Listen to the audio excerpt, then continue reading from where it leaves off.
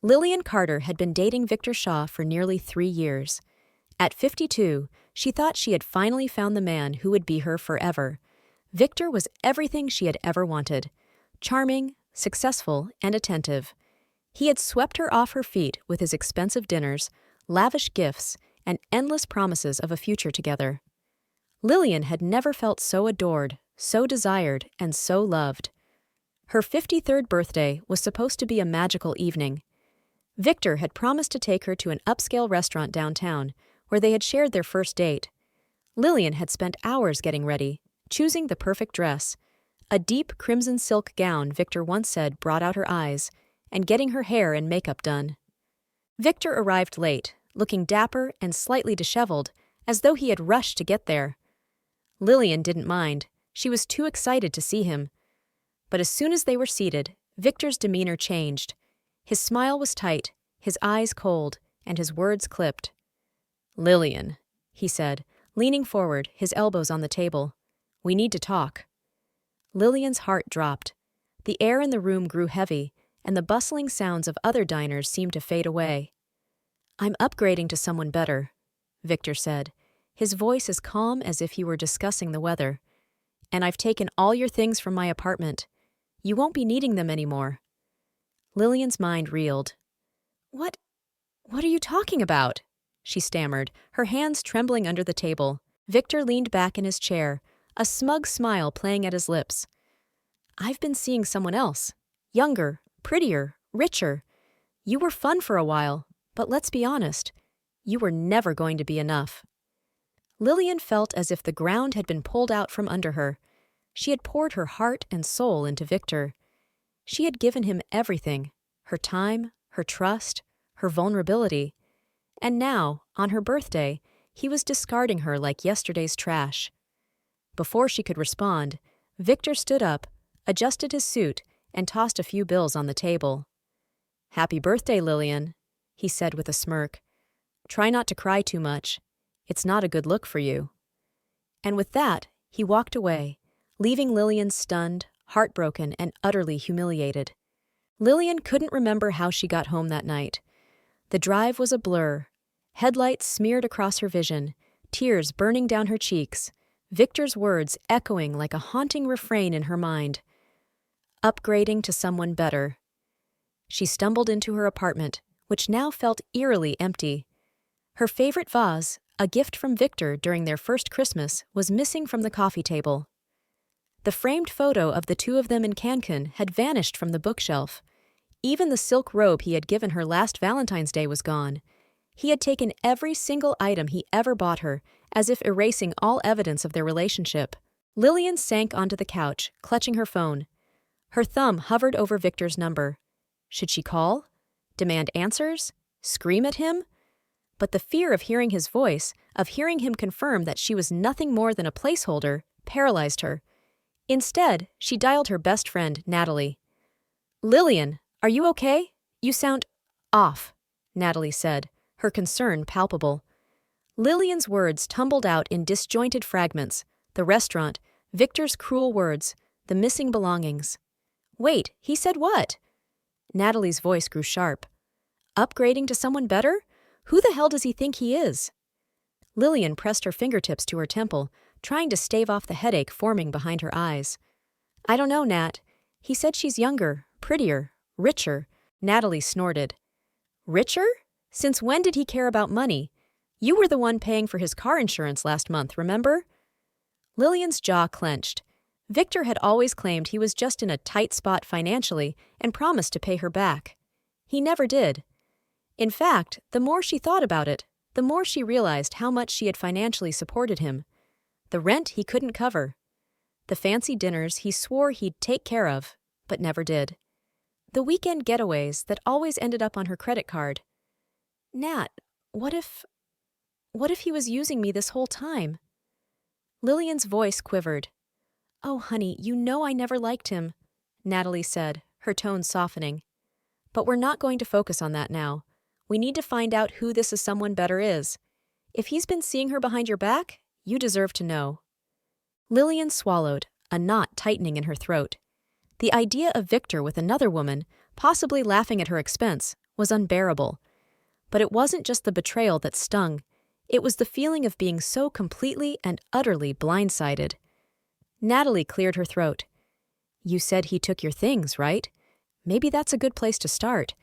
If he was taking your stuff, he might have been moving it somewhere, like to her place." A shiver ran down Lillian's spine.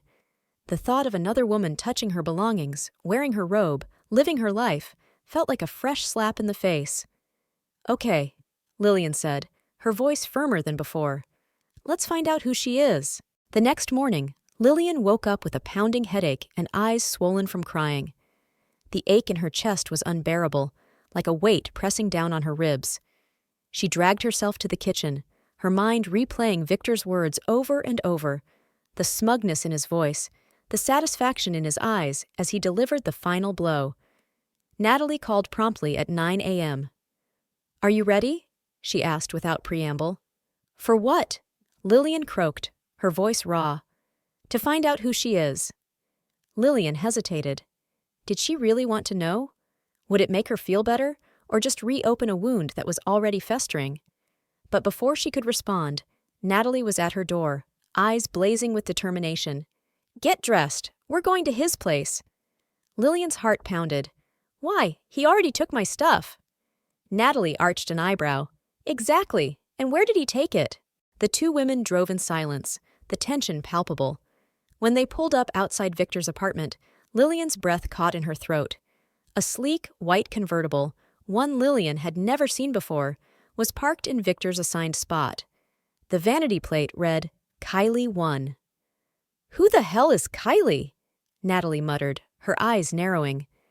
Before Lillian could answer, the front door to Victor's building swung open. Out stepped a woman in her late 20s, tall and striking with platinum blonde hair cascading down her back. She wore a skin-tight dress that clung to every curve and carried a designer handbag Lillian recognized, one she had bought for herself 2 months ago. Lillian's stomach twisted. "That's my bag." The woman strutted to the convertible, tossing her hair as she laughed at something on her phone. Victor followed behind her, his arm draped casually around her shoulders. He was smiling, the kind of smile Lillian hadn't seen in months. Natalie clenched her fists. That must be Kylie. Lillian felt as if the ground were slipping out from under her. Victor opened the passenger door for Kylie, leaning in to kiss her cheek as he whispered something that made her giggle. And then, Lillian saw it, a silver bracelet dangling from Kylie's wrist.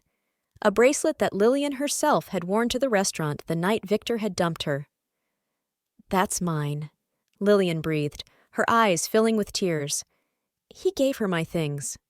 Natalie's jaw tightened. This is low, even for him. Victor got into the driver's seat, revving the engine. As the car pulled away, Lillian caught a glimpse of Kylie's smug expression, her perfectly manicured hand resting on Victor's leg as she leaned in closer. Lillian's chest heaved, her breath coming in shallow gasps. "I can't believe this. He's giving her my things, like I never existed." Natalie put a comforting arm around her. "Oh, he wants you to feel erased, but we're not going to let that happen." Lillian wiped away her tears, anger bubbling up inside her like a volcano. "You're right, we're not." Lillian sat at her kitchen table, eyes fixed on the phone as if it might somehow give her the answers she so desperately needed. It had been 2 days since she and Natalie had seen Kylie with Victor, 2 days of relentless speculation and sleepless nights. The image of Kylie laughing in the passenger seat of that convertible, wearing Lillian's bracelet as if it were a trophy, replayed in her mind on an endless loop. Natalie had been researching online, trying to dig up anything she could about Kylie. "She's a realtor," Natalie said, scrolling through her laptop. "Big on social media, too. Look at this." She turned the screen to Lillian, showing her Kylie's Instagram page. It was filled with glossy, curated photos. Kylie posing in designer clothes, lounging by a rooftop pool, sipping champagne at upscale bars. In several of the pictures, Victor was right there beside her, grinning like he'd won the lottery. Lillian's heart twisted painfully. How long ago are these? Natalie clicked on one of the photos. This one was posted 3 months ago. Lillian's jaw clenched. 3 months ago? We were still together then. "And look at this," Natalie said, her voice tight. She pulled up a video Kylie had posted. In it, Kylie panned around a luxurious high-rise apartment, boasting about her new place with the most incredible view. Lillian's eyes widened. The couch in the background was hers. The abstract painting on the wall, the one she had bought on a whim during a weekend trip with Victor, was hanging there too. "He moved my stuff into her place," Lillian whispered, her hands shaking. "Like it never meant anything to him." Natalie leaned closer. "Lillian, he's not just erasing you. He's replacing you." Lillian swallowed hard, her throat raw. "I need to confront him." "No," Natalie said sharply. "Not yet. We need more proof. If he's been using you to bankroll his new life with Kylie, we need to document it." "But how?" Lillian asked, desperation in her eyes. Natalie took a deep breath. "We go to his apartment. While he's out. You still have a key, right?" Lillian hesitated. "I do, but is that even legal?" "He stole from you, Lillian. He took your things without permission. If he's been moving your stuff into her apartment and selling the rest, you need to know. You need proof." Lillian's pulse quickened. The thought of stepping back into Victor's apartment felt like a punch to the gut, but Natalie was right. If she was ever going to get justice, or at least some answers, she couldn't just sit around and wait for them to come to her. "Fine," Lillian said, her jaw set. "Let's do it." Lillian's hands trembled as she inserted the key into the lock of Victor's apartment.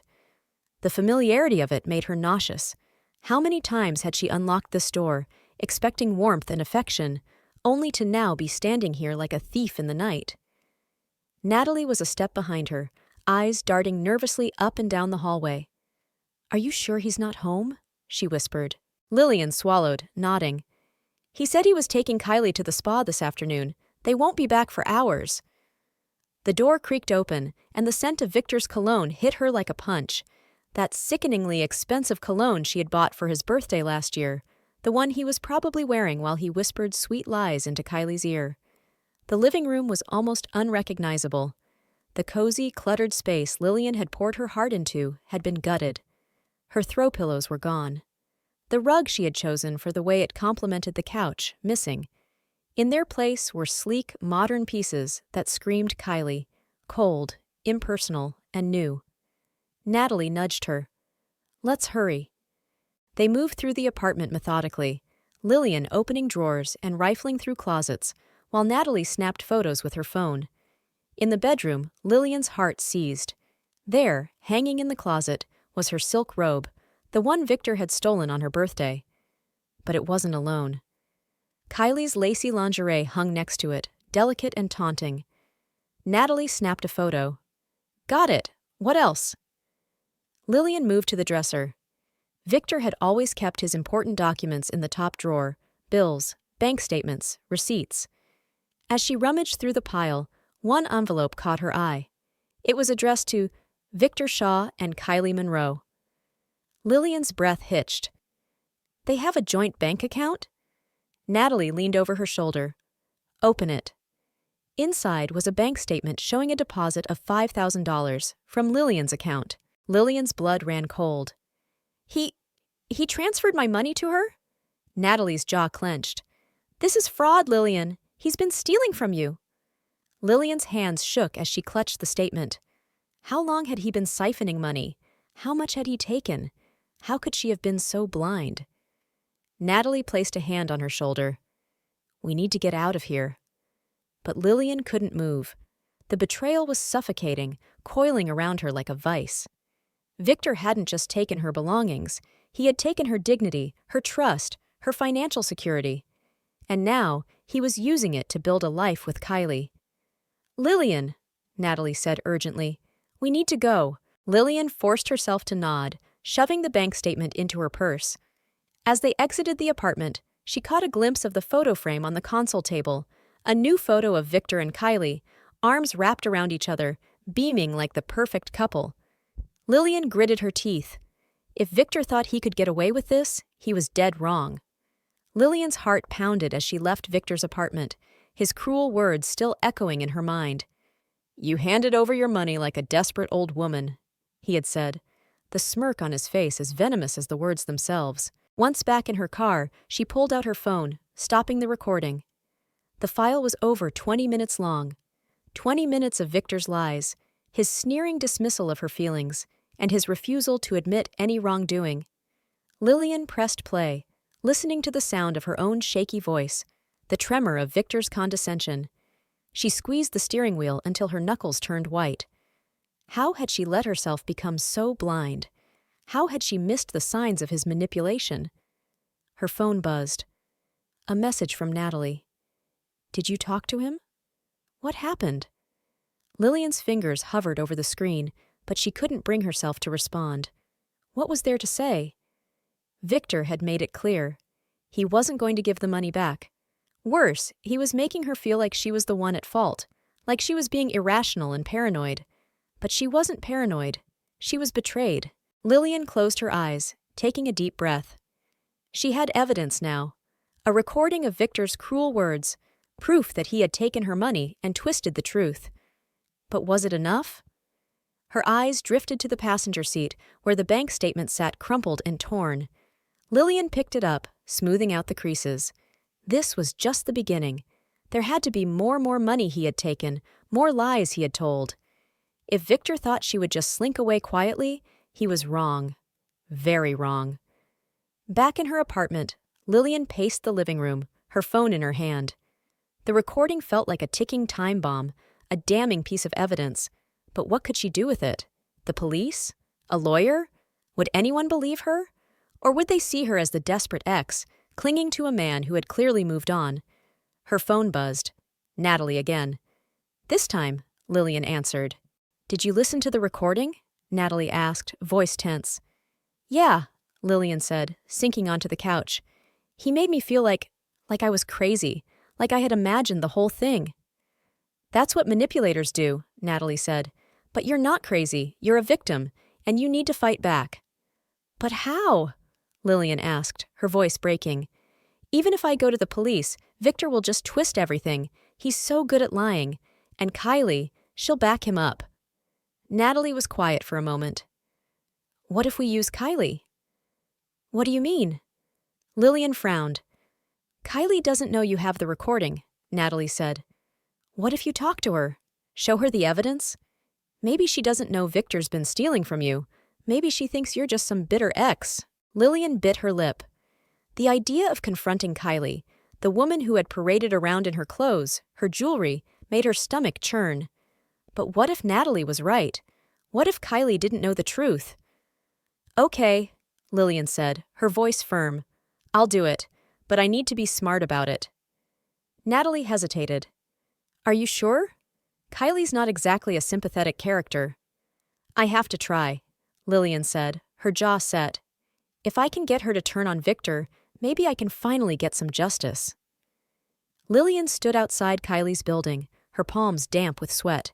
She clutched her phone in her pocket, feeling the hard edges pressing against her skin.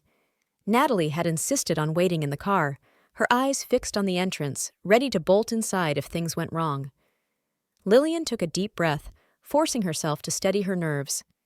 This wasn't about revenge. It was about the truth. She pressed the buzzer. Moments later, Kylie's voice crackled through the intercom. Yes? It's Lillian, she said, her voice stronger than she felt. We need to talk. A pause. Then, the door buzzed open.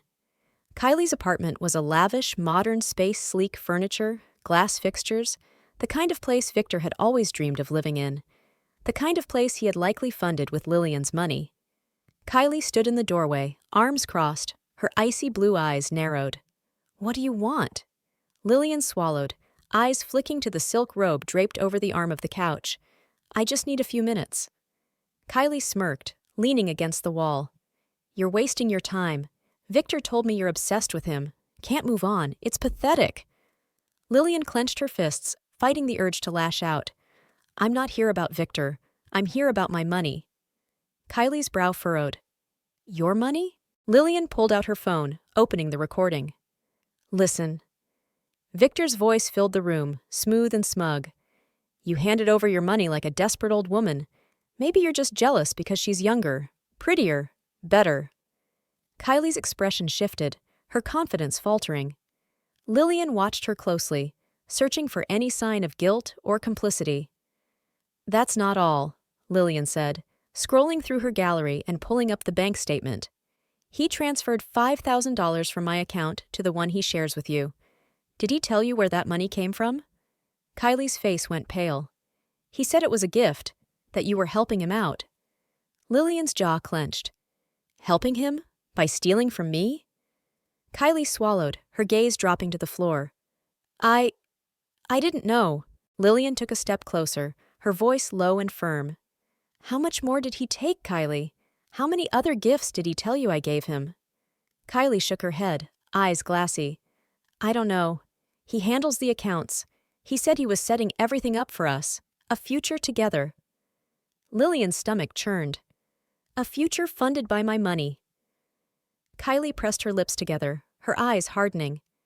"Look, I didn't know, okay? I thought he loved me." Lillian laughed bitterly. "Yeah, he said the same to me, and look where that got me." Kylie's expression crumbled, and for a split second, Lillian saw herself in those tear-filled eyes. Another woman scammed, manipulated, and discarded. Lillian stepped back, her shoulders squaring.